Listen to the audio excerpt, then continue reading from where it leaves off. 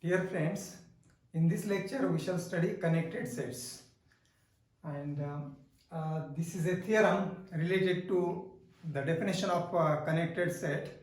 But see, the meaning of connected set will be clear by considering this example. We will consider this set 0 to 1 closed interval, and this set is connected. But while if you consider this example, the interval closed interval 0 to 1 union with the closed interval 2 to 3. So this set is not connected, but this set is connected.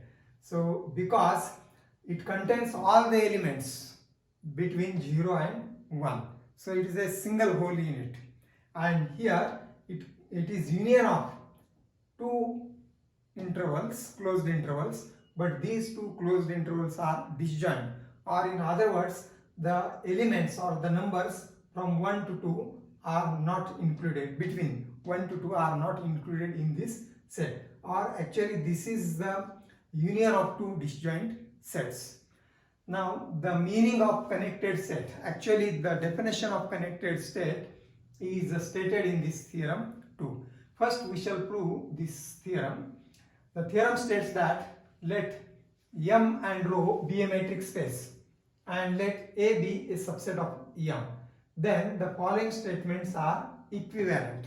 That means A implies B and B implies A, or if A holds, B holds, and conversely.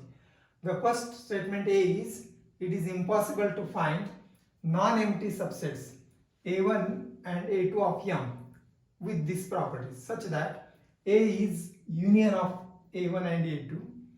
Second one is closure of A1. This bar denotes closure of A1. We have studied in closed sets. Closure of A1 intersection A2 is equal to pi. Similarly, A1 intersection with closure of A2 is equal to pi. So it is not possible to have such type of sets or partition. Actually, this is a partition of A. If A is this set and that is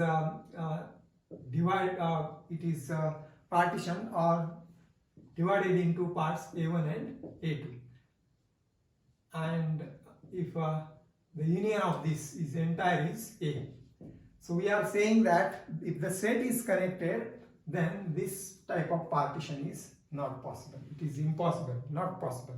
Because if you consider closure of A1 intersection A2, then that is pi.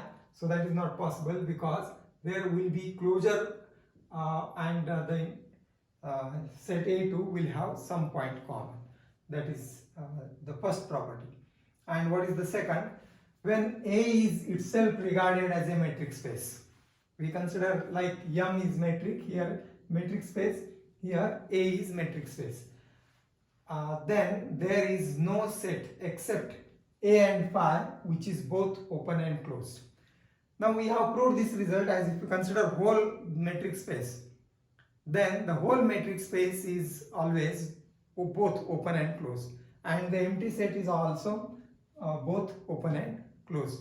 So except the entire metric space and empty set, there is no proper set which is both open and closed. So that A has no proper subset which is both open and closed. That is the meaning of second statement B. Now we shall prove this. We shall prove these one by one. First, we will prove that A implies B.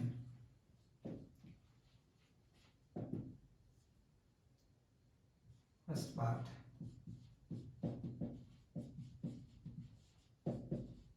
This we shall prove. That means suppose A holds or A is true. And to prove B is true or B holds, that we shall assume on the contrary. Suppose B were false. So if B were false,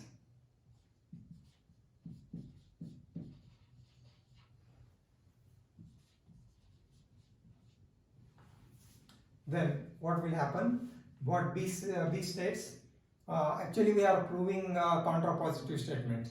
If B is false, then A is also false. That means A implies B. Now B states that when A is a metric space, then there is no set except A and pi, which is both open and closed. Now that is false means there is a set, subset of A, which is proper subset of A, which is both open and closed. So there is no set, but here we will assume there exists a set. If B were false, there would exist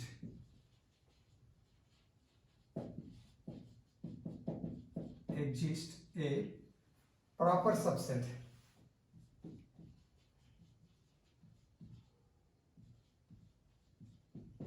A1 of A such that A1 is both open and closed.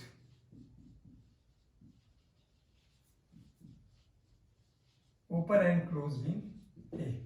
That we have assumed. There is no set exist, but we have assumed it is false means there exist.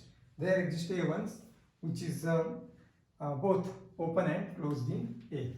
And if it is both open and closed, we shall consider its complement. Then complement of A1, that we will consider A2. Complement of A1 in A means A minus A1. We have seen this earlier. So A2, which is complement of A1, means those elements of A which are not in A1. So what will be this? If A1 is open, then this will be closed. And if A1 is closed, then this will be open. We have a theorem. We have studied a theorem in earlier chapter. That means if a set is open, its complement is closed and vice versa. So therefore, this is both open and closed. This is complement of A1 is also both open and closed. It's also both open and closed in A.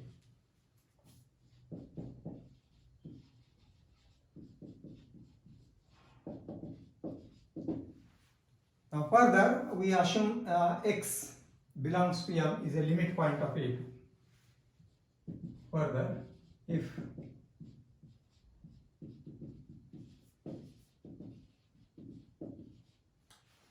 it is a limit point of A2, then it belongs to the set of limit points of A2, that is closure of A2, by definition of closure. It is a limit point, then it belongs to the set of limit points. X belongs to closure of A2. And then, see, this implies X, it is belongs to closure of A2 means X belongs to A2, because A2 is closed. So when A2 is closed, closure of A2 is same as A2. And therefore, if it belongs to A2, then it does not belongs to A1. So this implies X does not belongs to A1. Since the reason for this is closure of A2 is same as A2, because A2 is closed, and what is A2? A2 is A minus A1. So therefore X does not belongs to A1. And if X does not belong to A1, it belongs to closure of A2. The intersection of these two is empty. So this implies thus A1 intersection closure of A2 is equal to 5. And in the similar way, interchanging the role of A1 and A2. Instead of A1 we write A2, and instead of A2 that will be A1. We get the another result as in the same way, in the similar manner, or in the similar way we can prove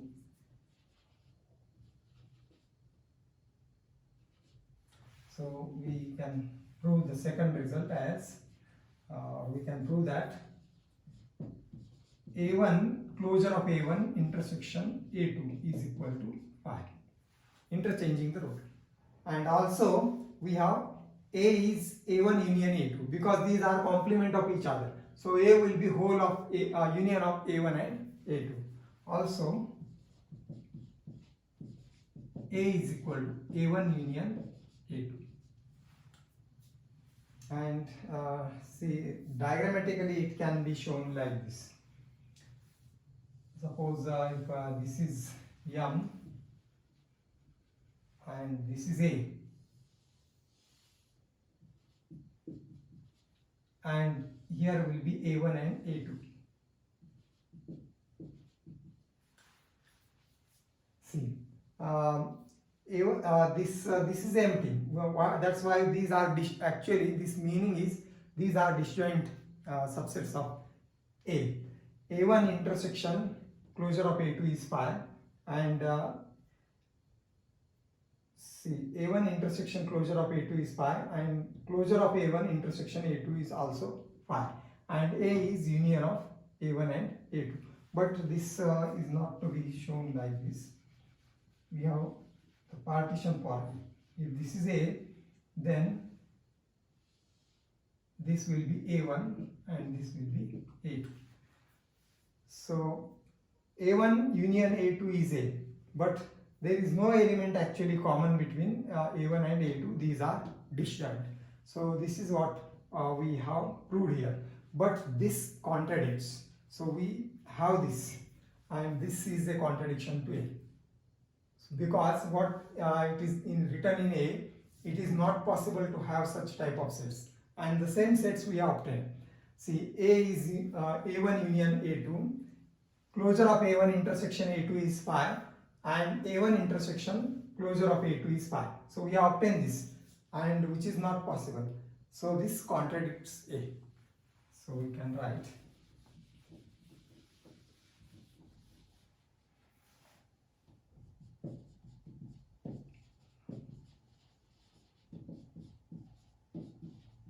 this contradicts A, and hence thus see this A in B is true. Thus B is true whenever A is true. So because B is false, then A is false. So means B, whenever A is true, B must be true. Thus B is true or holds, then A is, or if A is, or hence A implies B.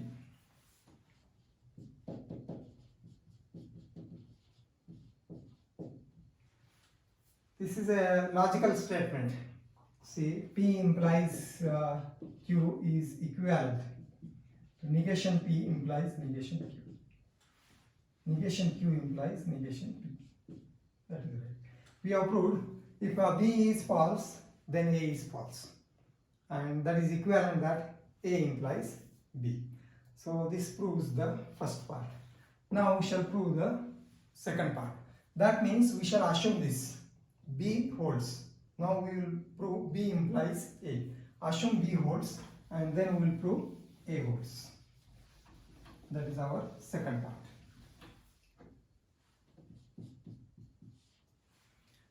Suppose to prove B implies A. Suppose B is true.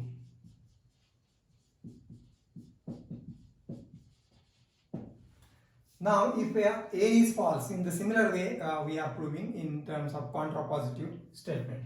Suppose A were false, or if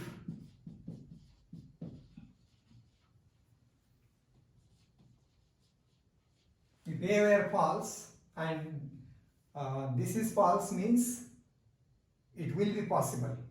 It says it is impossible, but it is false means it is possible. Then there exist non-empty proper subsets A1, A2 of M.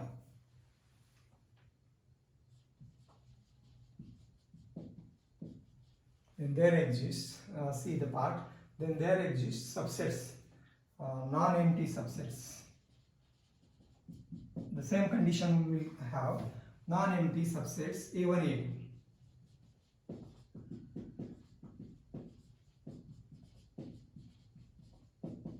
Such that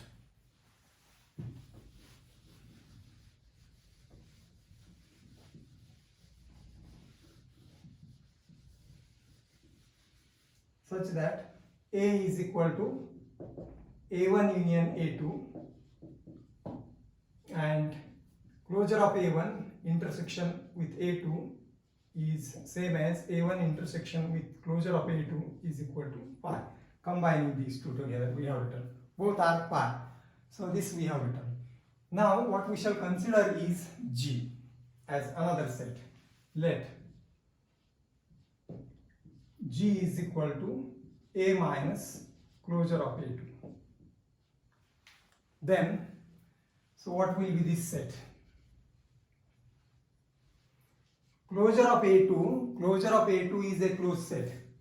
And G, we have considered A minus closure of A2 means G will be complement of closure A2 in A. And complement of a closed set is open. If G is this, then G is open in A. Then G is an open set. Open set in A. Now further we can consider this is closure of A is union of A1 and A2 and closure of A1 intersection A2 is pi, and therefore this A1 must be contained in G, or this will be clear if you consider again the diagram.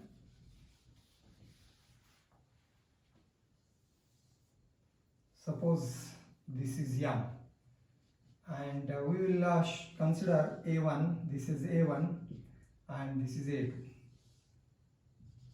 disjoint. So what we have considered is A is union of these two. And what is G? G is A minus, this is A, this is A, G is A minus A2. So A minus A2, or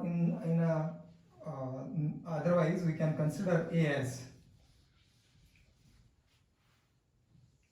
as this set and A1 and A2 as these two. So if G is A minus closure of A2, A minus closure of A2, then that will be in this one, this set. Or instead of G as A minus closure of A2, if you consider it as M minus closure of A2, M minus closure of A2, then what will be from M only this part is deleted, and therefore G will be the remaining except A2. Outside A2 will be G. So G will be this set. Except this means this entire region will be in G. Except A2. This is G. And now certainly this G contains A1. So then also this A1 is subset of G.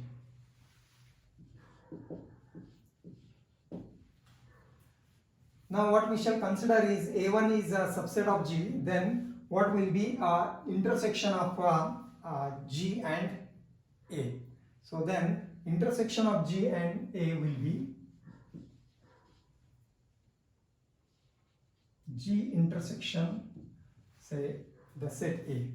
So what will be G intersection A? Now this is the entire set A and this is the G. So this is A, this region is A, and its intersection with G. G contains this part also. So common part of A and G is A1. So this will be A1. G intersection A is equal to A1. And what this shows? This shows that A1 is expressed as intersection of G. G is open set. Open in see, G will be open in M. This is to be corrected because G is written as M minus closure of A2, and then G is open in M. So and A1 is subset of G. So therefore we have G intersection A is A1, and again G is open in M and A is a metric space. Here we have earlier considered, and therefore A1 is intersection, A1 is subset of A, and A1 is written as intersection with A of a open set, of an open set of M. So therefore A1 must be open. That is our theorem 1. So if every open set can be expressed as intersection of an open set in M and A itself. So then this implies A1 is an open set.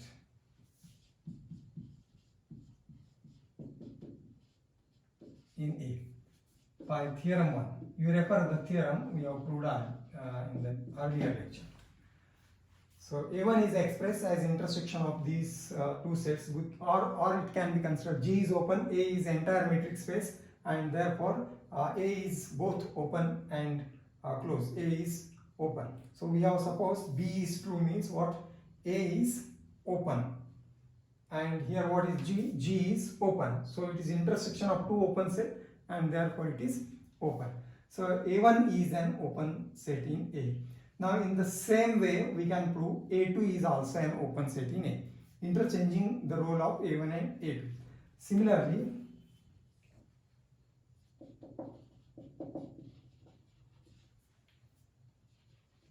we can prove A2 is an open set.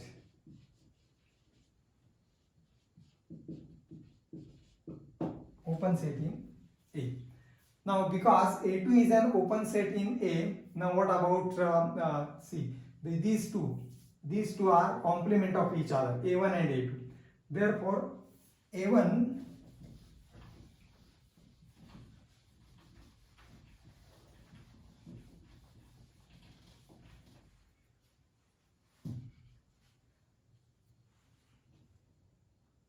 then what is A1? A1 is A minus A2. A1, see this one, A minus A2. Complement of A2 is A1. And then if A2 is open, then A1 will be closed. Complement of open set is closed. Is a closed set. Closed set in A. And what then we have, see what we have written here, A1 is an open set in A, and here what we have written, A1 is a closed set in A. So because A2 we have proved is open, and A1 is complement of A in A2, see complement of A2 in A, and therefore this is closed, and thus A1 is a set, subset of A, which is both open and closed, and thus A1 is a proper subset.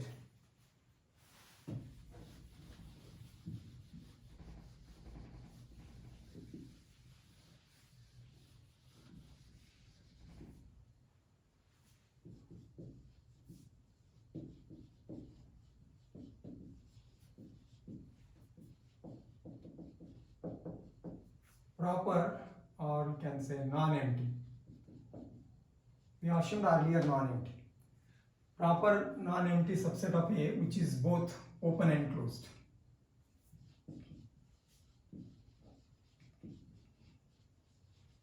And this obviously contradicts B, because what we have written, this statement here, see, it is itself regarded as a metric space, then there is no set except A and B, which is both open and closed in this A and row, so which contradicts B.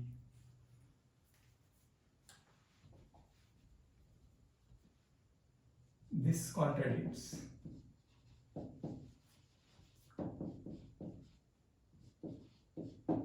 And thus this proves that what we have proved is negation of A implies negation of B. So that is B is false. If A is false, then B is false.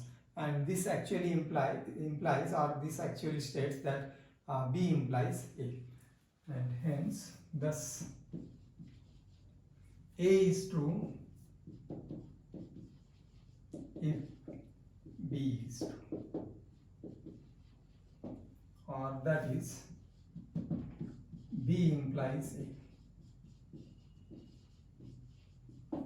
And thus we have proved these two statements imply each other, means they are equivalent, and this completes the proof.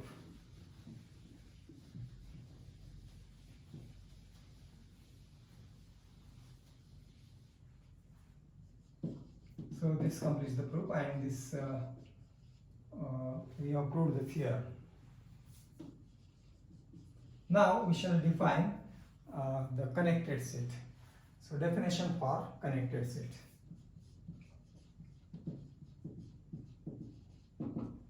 Let M be a metric space.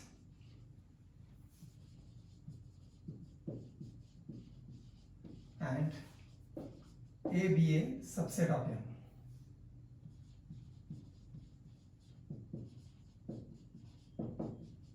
We say A is connected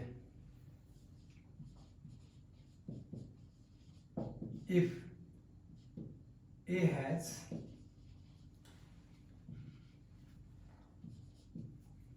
either the property A or B, either and hence both.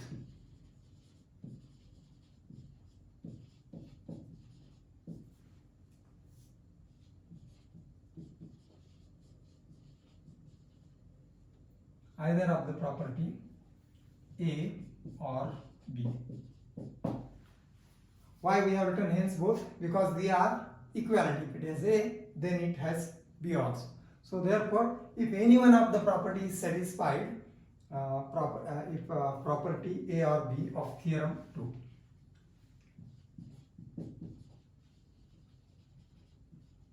Because in terms of this statement we have defined connected set.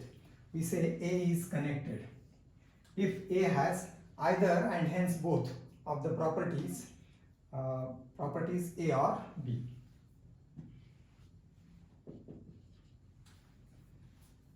So of theorem 2. This means it may have two definitions, either this one or this one. We can say if A is connected if it is impossible to find non-empty subsets A1, A2 of M such that A is written as A1 union A2 and closure of A1 intersection A2 and A1 intersection closure of A2 both empty, and there is no proper subset which is both open and closed in A. So that is the definition of connected set. Now example we have seen earlier that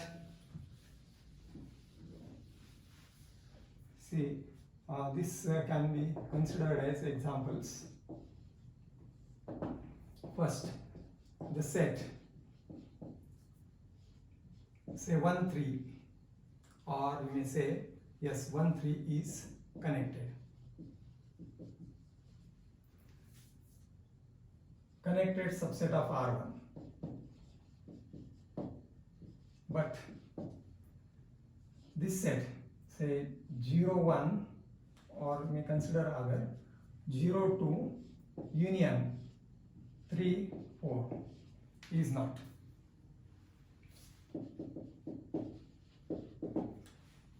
Because the elements between 2 and 3 are not in this set, and here it contains all the elements in between 1 2 3, and therefore it is connected. Now every interval of R1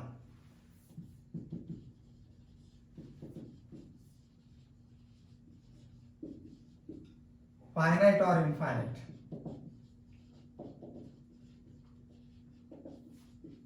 is connected. Every interval of R1 is connected. So that means the interval. So we have written this interval 1 3 is connected, or the interval say 3 7 is connected, or the interval 4 5 is connected, or any finite or infinite, or this interval 0 to infinity is connected, or the interval negative infinity to 0 connected. Every interval in R1 finite or infinite, open or closed, that is connected. but this type of disjoint intervals union is not connected, and every singleton set is connected in R1. Third example can be written as every singleton set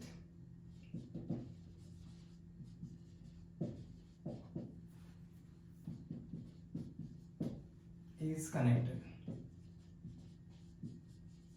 because a singleton set can be written as like this: X, only one element, and it cannot be expressed as union of two disjoint sets. So therefore it is always connected. So these are some examples of connected sets. And thus we have seen the definition for connected set is expressed in the form of this theorem. It has either A property or B property or both, because these two are equivalent that we have proved. And another thing can be considered for this as a remark here. The property A is here, the sets A1, A2 in property A are said to be separation of A, because A is written as in terms of partition A1 and A2. So their union is A, but they are disjoint. Their intersection is empty, means they contain no point in common. A1 and A2 contains no point in common. So the sets A1 and A2 in theorem 2A are separations,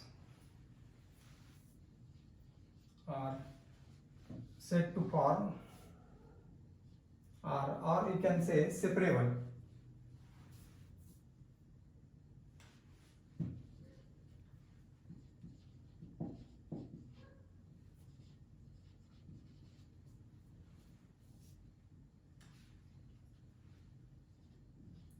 A separation of A. Separation of A. And thus if there exists such type of sets, then we say A is separable, and the opposite to that, if it is not possible, then we say A is connected.